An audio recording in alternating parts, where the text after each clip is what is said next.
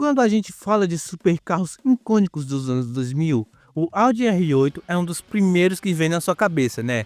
Mas você sabia que, apesar de todo esse sucesso, o R8 teve um fim inesperado? E é aí que a história dele fica interessante.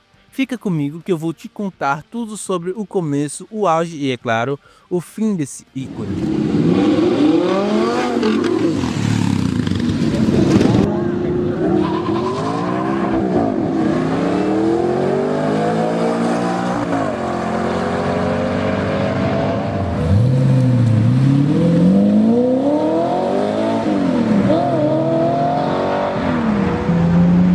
O Audi R8 foi criado com o propósito de rivalizar com seus conterrâneos alemães, a BMW e a Mercedes, que estavam a todo vapor na criação de super esportivos de alto desempenho na época. Então, a Audi viu a chance de embarcar nessa onda, ainda mais com a chegada da Lamborghini no grupo Volkswagen. A Audi e a Lamborghini se juntaram para a criação de vários carros. As marcas compartilhavam peças por muito tempo, e isso tem muito a ver com o Audi R8, já que o carro em questão tinha muitos componentes criados pelas empresas parceiras. E então, no ano de 2006, no Paris Motor Show, o R8 foi apresentado. Ele chocou muitas pessoas, até porque na época a Audi era conhecida por criar apenas sedãs de alto desempenho. Um supercarro do nada assim era muito inesperado. O carro era aquele típico supercarro da época, muito característico dos anos 2000. Um supercarro com traseira longa e frente curta, mas o seu principal diferencial estava em seu design, que era elegante e discreto, muito diferente dos supercarros da época, que tinham um design que chamava atenção. Além disso, outro grande diferencial do R8 estava em seu motor. O Audi R8 de primeira geração tinha um motor V8 4,2 litros de 450 cavalos naturalmente aspirado. Mas você deve estar se perguntando: nossa, Vitor, mas por que ele é tão diferente assim na parte do motor? O que ele tem de tão impressionante? Eu te explico. Naquela época, todas as marcas de supercarros estavam fazendo os seus carros turbos alimentados. Isso graças à recente criação da Bugatti, o Veyron. Carro esse que era turbo alimentado. Ele foi um carro que, na época, redefiniu o mercado de carros como um todo. Então, vendo isso, muitas marcas aderiram aos motores turbo. Claro que já existiam carros de esporte com motores turbos, mas na época foi quando as marcas perceberam que motores turbo eram o futuro. E a Audi, com o R8, foi uma das poucas que continuaram naturalmente aspirada. Além disso, o R8 tinha um câmbio manual de 6 marchas, daqueles bem raiz que você precisa mexer a manopla para passar a marcha, tipo o Corsa do seu tio. Ele também tinha um câmbio automático, mas ninguém vai querer um carro de esporte com câmbio automático. Outra grande sacada do R8 estava na sua suspensão.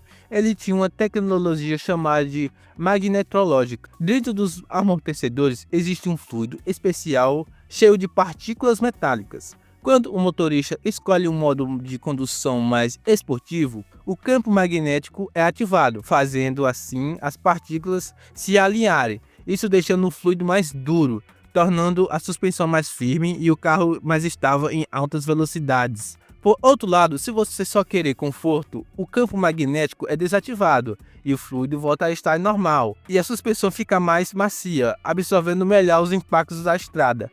Isso acontece em milésimos de segundo, de forma rápida, e o sistema se ajusta automaticamente dependendo do modo de direção escolhida. Graças a isso, o R8 conseguiu se destacar muito de seus concorrentes. Para você ter uma ideia, o R8 foi um supercarro mais vendido dos Estados Unidos, mercado esse que é conhecido por ser o maior do mundo. Ele vendeu aproximadamente 3.000 unidades no seu ano de estreia. A primeira geração do R8, que foi de 2006 a 2012, foi considerada como a melhor época do carro. Ainda mais em 2008, que foi quando a Audi decidiu expandir a linha R8, colocando um motor V10. Assim como era o carro protótipo, o motor tinha 5,2 litros e tinha 520 cavalos de potência.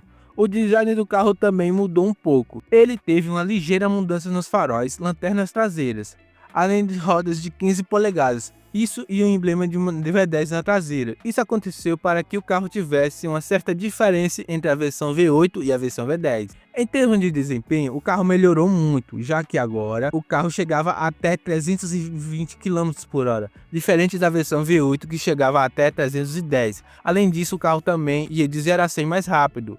Antes ele ia de 0 a 100 em 3,9 segundos e agora era de 3,4 segundos. Isso graças também ao sistema de tração nas 4 rodas, sistema esse que é tão famoso na linha de esportivos da Audi. Graças a isso o carro conseguiu ser muito mais rápido que os seus concorrentes, assim se destacando muito. Tanto que o R8 foi novamente o supercarro esportivo mais vendido nos Estados Unidos, superando o seu próprio número. Foram vendidas mais de 4.500 unidades só no mercado americano, isso na versão V10. Agora vamos falar da segunda geração do carro, lançada em 2015. Ela contava com seu V10 naturalmente aspirado, agora com um câmbio semi-automático com pedal shifts no volante, além de um design que se distinguiu do seu antecessor. Na minha opinião, o carro sofreu um downgrade na parte do design. O anterior era muito mais bonito e original, mas comenta aí o que você acha.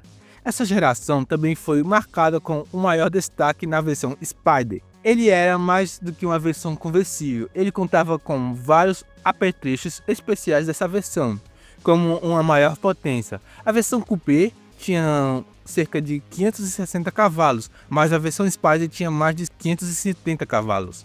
Além de um grande acerto nos controles do carro. Essa versão era conhecida por ser a principal concorrente do Mercedes SLS conversível. Sim, existia uma versão conversível do Mercedes SLS. Esses tipos de carros estavam em alta no mercado na época.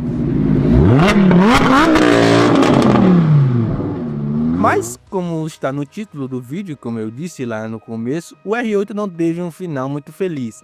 A Audi descontinuou o R8 por fatores no mínimo duvidosos. Em alguns deles são emissão de poluentes na Europa, além de estratégias de eletrificação dos seus carros. Eu nem quero imaginar um R8 elétrico, e olha que a Audi já tentou empurrar isso pra gente. Um fim triste para um carro tão icônico. Na minha opinião, o R8 é um supercarro que ficou marcado na época em que ele foi lançado. Ele é muito icônico para a época. Na minha opinião, ele é o carro que mais bem representa os supercarros modernos. Muito mais até que os supercarros de hoje em dia. Ele é muito original. Não só ele, muitos carros na época que foi lançado junto com ele eram muito incríveis, tipo o Mercedes SLS, o McLaren P1 também, que saiu na mesma época. Eles eram incríveis. Mas comenta aí, você concorda comigo? Na sua opinião, qual é o melhor supercarro dos anos 2000? E você gosta do R8? Por onde é que você conheceu ele? Eu conheci ele por um filme, eu não lembro exatamente qual foi o filme, mas foi por um filme sim. No mais é isso, se gostou não se esqueça de se inscrever, deixar um like e um comentário. E assista aqui o vídeo do Audi 4, outro carro incrível da Audi que fez história no mundo automotivo. Muito obrigado por assistir, valeu!